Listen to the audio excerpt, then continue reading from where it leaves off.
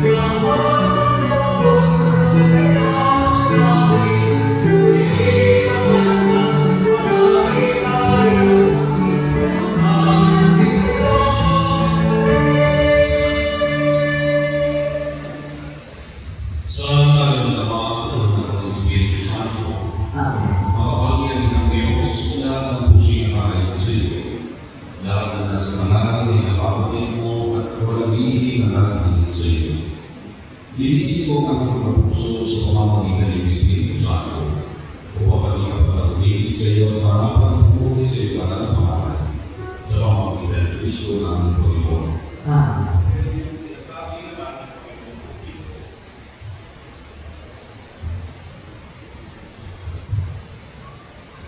Ibigin mo ang iyong Panginoon Diyos ng buong puso, ng buong isip at ng buong lakas. Ito ang unang ng Diyos. At ang pagawa ay nagtatungan. Ibigin mo ang iyong kapwa at ang kapakilig mo sa iyong sarili. Sa kayong gusto ito ay napaparay ako sa akin. At mga propeta.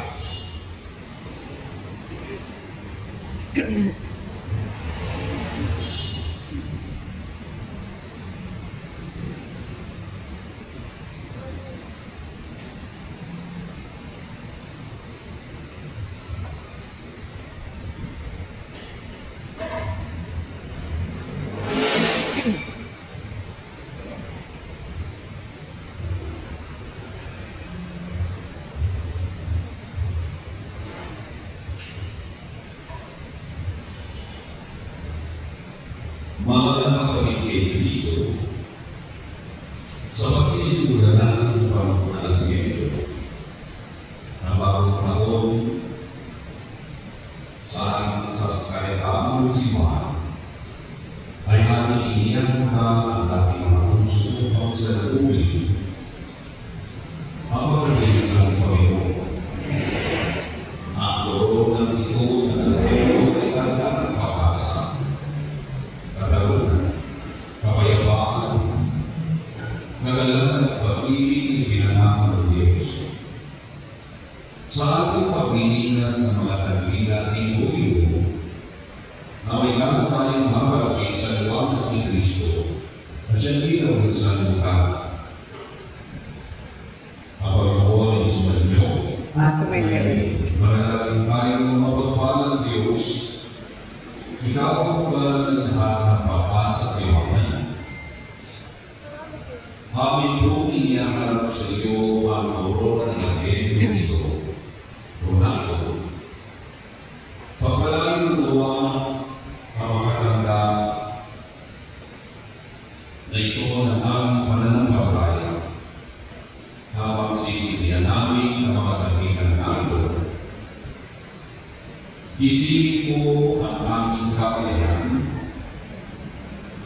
para sa ating puso upang maging handa sa pagdating ng iyong anak sa iba't-ibang anyo, sa kanyang pagdating na naglaan, sa kanyang pagdating sa ngayon, at sa kanyang muling pagdating sa kaluwalhatian. Gawin mo kami magkasaksi ng iyong katotohanan at pag-ibig sa aming pamayanan, sa aming bayan, at sa buong sa tunika, sa pangalan ng Kristo na aming Panginoon. Amen.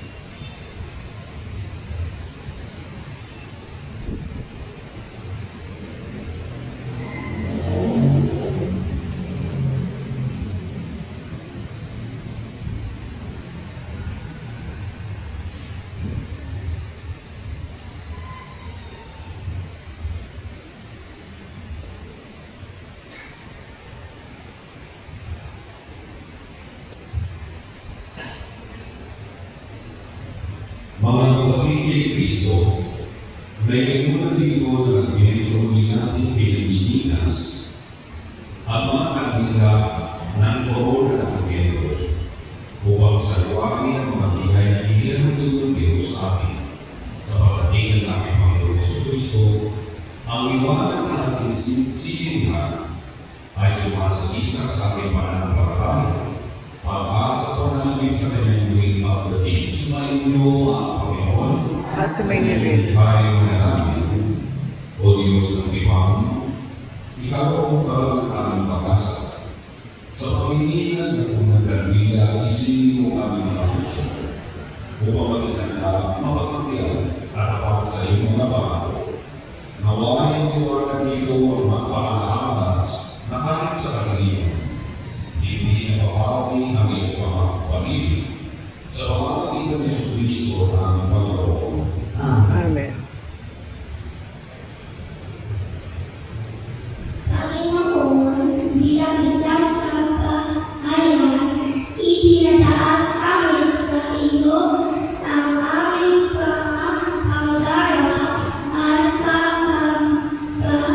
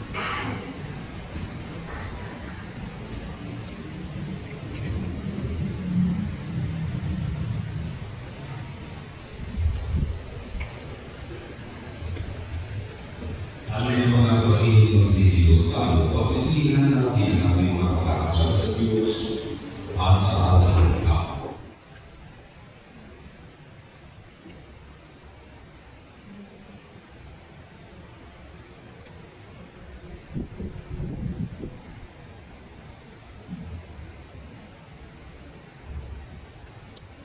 pagbasa. Ang unang pagbasa ay mula sa aklat ni Propeta Isaiah. Ikalawang kabanata, sisimula sa unang hanggang sa ikalimang talata. Ito ang pakitain ni Isaiah na anak ni Amos tungkol sa Juda at sa Jerusalem. Sa mga huling araw, ang bundok na minatatayo ang templo ng Panginoon ay bumubog sa taas sa lahat ng bundok. Kalagsasan niya ang lahat ng bansa. Ang maraming taong lalapit sa kanya ay masasabi ng ganito. Halika kayo, umahon tayo sa bundok ng Panginoon, sa templo ng Diyos ni Yahweh, upang malaman namin ang kanyang mga daan, at matuto tayo lumagat sa kanyang mga landas, sapagkat sa Sion nagmumula ang kautusan, at sa Jerusalem ang salita ng Panginoon. Siya ang mamamagitan sa mga bansa at magpapahirang ng kapayapaan. Upang ngayon, gagawin natin susod ang kanilang mga baka at kahit ang kanilang masila. Wala na magsasaway sa pakikibaka at mawawala na ang mga limahan. Halika kayo, sambahayan dito at tayo lumakat sa liwanag ng Panginoon, ang salita ng Diyos. Salamat sa Diyos. May galak tayong lalapit sa tahanan ng Panginoon. May galak tayong lalapit sa tahanan ng Panginoon. Ano daw?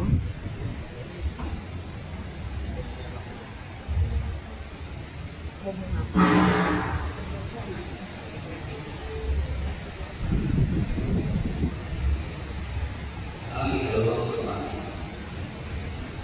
ay mula sa sulat ni Apostol San Mateo. Sa mga kanaon, lalo na kung mga sisimula sa ikalawang isa hanggang kalawang-apat na taon.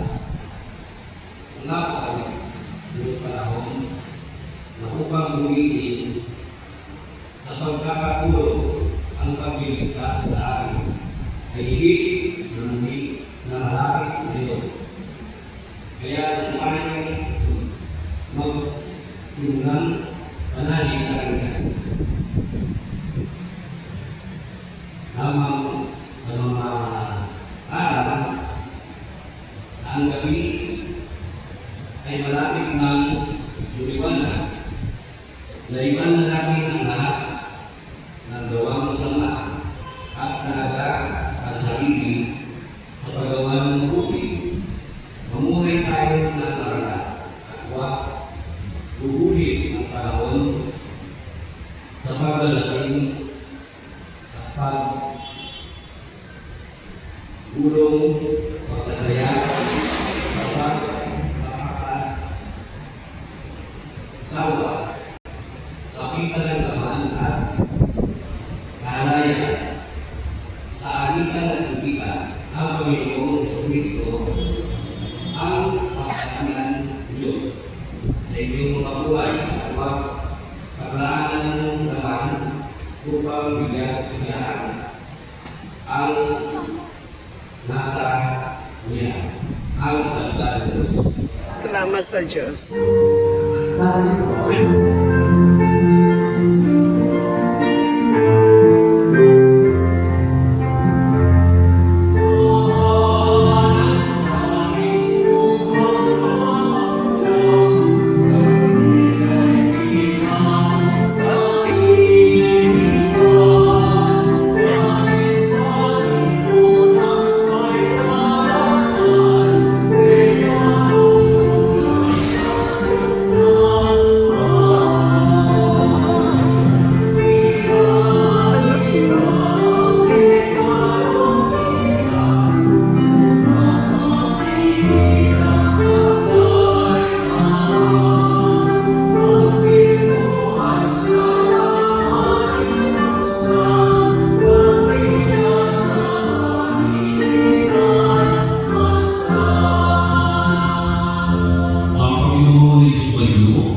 nangyari? Pakinggan mga kapatid ang mabuting balita ng Panginoon sa panahon ng Advento. Mula kay San Mateo sa 24 na kabanata. Ito'y nagsisimula sa 36 na nagtatapos sa 4 na talata. Lord, matis kayo, Panginoon sa